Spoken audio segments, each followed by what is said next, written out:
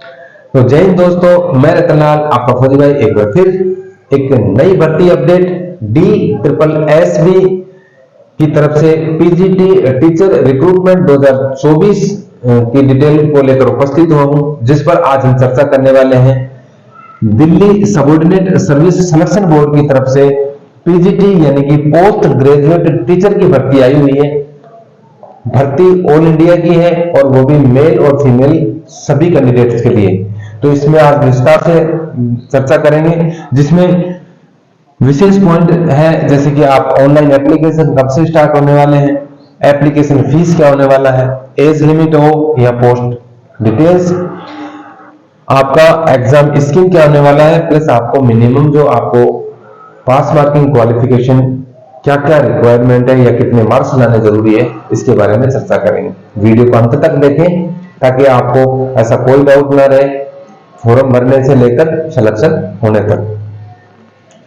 Video में चर्चा करने से पहले आप सभी विद्यार्थियों से अनुरोध है कि आपके फौजी भाई के चैनल को सब्सक्राइब करें, लाइक करें और ज्यादा से ज्यादा शेयर करें, ताकि जितनी भी भर्ती अपडेट्स हैं बगैर देरी किए आप तक पहुंच सकें।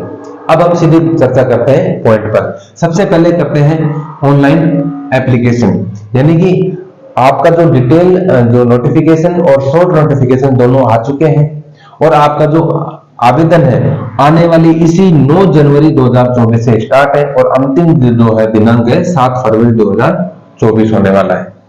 बात करते हैं इसके एप्लीकेशन फीस की।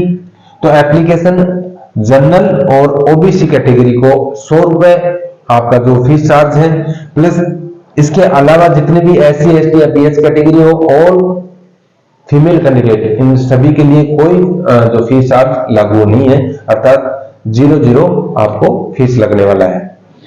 बात करते हैं इसके आप एज लिमिट की। तो एज लिमिट आपको जो मैक्सिमम एज है 36 इयर्स होना चाहिए। बाकी इसके अलावा जैसे कि SC ST कैटेगरी हो 5 वर्ष रिलैक्सेशन दिया हुआ है, या ओबीसी कैटेगरी हो 3 वर्ष, ये सभी को आपका जो कैटेगरी वाइज जो छूट है वो आप डिटेल में दिया हुआ है, यानी कि नोटिफिकेशन में दिया हुआ है, वो आप देख सकते हैं, वो सभी को लागू है।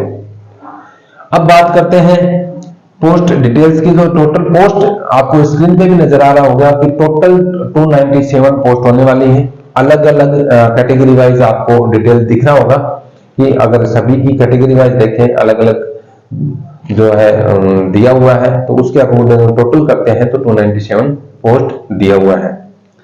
अब बात करते हैं पोस्ट का कि आपका एलिजिबिलिटी क्राइटेरिया। इसमें एलिजिबिलिटी क्राइटेरिया में 2 चीज लिखा हुआ है कि तो एसेंशियल और एक डिजायरेबल। सबसे पहले हम इस चीज का फर्क समझते हैं। तो एसेंशियल का मीनिंग है कि आपके पास ये एजुकेशन तो होना है ही है, क्योंकि अगर आपके पास अगर ये नहीं है तो आप इसके लिए एलिजिबल हो ही नहीं। दूसरा पॉइंट लिखा है कि डिजायरेबल। तो डिजायरेबल में चीज है कि आपके पास अगर एक्स्ट्रा कोई है एजुकेशन क्वालिफिकेशन, तो वो आपको अलग से एक सिंपैथी या मैं कहूं कि अलग से कोई छूट दे सकते हैं, लेकिन इसमें डिजायरेबल में ऐसा कोई पॉइंट दिया हुआ नहीं है उसको। अब बात करते हैं एसेंशियल में। तो अगर क्योंकि ये हर एक पोस्ट के लिए अलग अलग जो है एजुकेशन क्वालिफिकेशन दी है, तो अगर हम फर्स्ट एक को उठा के देख लेंगे तो सभी में क्या है कि लगभग सेम है। आप टोटल डिटेल से देखोगे उसका नोटिफिकेशन तो आपको पोस्ट वाइज अलग अलग मिल जाएगा। तो अगर एक को देखेंगे तो आपको अंदाजा लग जाएगा। तो अगर फर्स्ट देखते हैं जो हिंदी के अकॉर्डिंग है कि सबसे पहले पॉइंट दिया हुआ है किसी भी जो मान्यता प्राप्त विश्वविद्यालय से आपको मास्टर डिग्री यानी कि पोस्ट ग्रेजुएट होना चाहिए संबंधित विषय में, अर्थात हिंदी में है तो हिंदी के विषय में आपको पोस्ट ग्रेजुएट होना चाहिए। और दूसरा पॉइंट दिया है कि आपको डिग्री होना चाहिए, अर्थात बीएड किया हुआ होना चाहिए।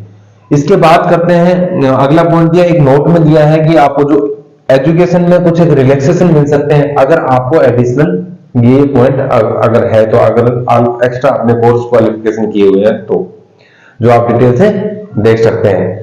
तो आपको कुछ जो जैसे कि बीएड में इनमें कुछ रिलैक्सेशन लागू हो सकते हैं, वो सभी आपका जो है कैटेगरी वाइज जो पोस्ट कैटेगरी है उनके अकॉर्डिंग अलग अलग दिया हुआ है। अब बात करते हैं आपका एग्जाम स्कीम की। तो टोटल जो है आपका एग्जाम स्कीम में अगर देखें तो पार्ट 1 और 2 दो पार्ट होने वाले हैं। जिसमें पार्ट 1 में अगर सिलेबस देखें तो reasoning, general awareness, English language, Hindi language और न्यूमेरिकल एप्टीट्यूड। तो ये प्रत्येक जो है सब्जेक्ट वाइज 20-20 क्वेश्चन आने वाले हैं और प्रत्येक क्वेश्चन 20-20 मार्क्स के होने वाले, सॉरी प्रत्येक क्वेश्चन 1-1 मार्क्स से होंगे, यानी कि टोटल अगर देखें तो 100 क्वेश्चन और 100 मार्क्स के हैं। बात करते हैं पार्ट 2 में, तो पार्ट 2 आपका जो सब्जेक्ट के अकॉर्डिंग होगा, यानी सब्जेक्ट का स्पेशली जो एग्जाम होगा, और वो टोटल 200 क्वेश्चन आएंगे और 200 ही मार्क्स के होंगे, यानी कि आपका टोटल 3 घंटे मिलेंगे और 300 क्वेश्चन ही होंगे। बात करते हैं इसमें मिनिमम मार्क्स की, तो कैटेगरी वाइज अलग अलग है, यानी कि अगर आप जनरल ईडब्ल्यूएस से हैं तो जो मिनिमम है 40% कंपल्सरी लाना आपको इस कंपटीशन में बने रहने के लिए। बाकी आपका सिलेक्शन तो कितने कट ऑफ जाएगी वो बाद की बातें हैं। बात करते हैं दूसरे ओबीसी अगर कैटेगरी से है, वो भी दिल्ली से, क्योंकि ये दिल्ली की भर्ती है तो उनको मिनिमम मार्क्स 35% है। अगर ओबीसी अदर स्टेट से है या कोई भी कास्ट से अदर स्टेट से है तो उनको जो है रिलैक्सेशन नहीं मिलेगा, क्योंकि वो जनरल में काउंट होते हैं, इसलिए इसमें लिखा है ओबीसी ब्रैकेट में दिल्ली। बात करते हैं अगर एससी एसटी या पीएच में, तो इनको मिनिमम मार्क्स 30% लेके आना है। और अगर एक्स सर्विसमैन की डिटेल देखें तो जो कैटेगरी वाइज जो जिस कैटेगरी में जाते हैं वो उनके अकॉर्डिंग सभी में 5% उनको रिलैक्सेशन दिया हुआ है। तो ये थी कुछ एक भर्ती से संबंधित डिटेल्स। बाकी आपको कैटेगरी वाइज देखने के लिए इसको एक डिटेल नोटिफिकेशन को डाउनलोड कर देखना पड़ेगा, ताकि क्योंकि वैसे वीडियो बहुत लंबा हो जाता अगर सेपरेट बताते तो। उम्मीद करता हूं आप सभी लोगों को जो नॉर्मल ऑथेंटिक चीजें समझ में आ गई होगी। तो आज के लिए इतना ही, फिर मिलते हैं ऐसे ही नई भर्ती अपडेट को लेकर, ऐसे ही नए फिजिकल अपडेट्स को लेकर। तब तक के लिए जय हिंद, जय भारत।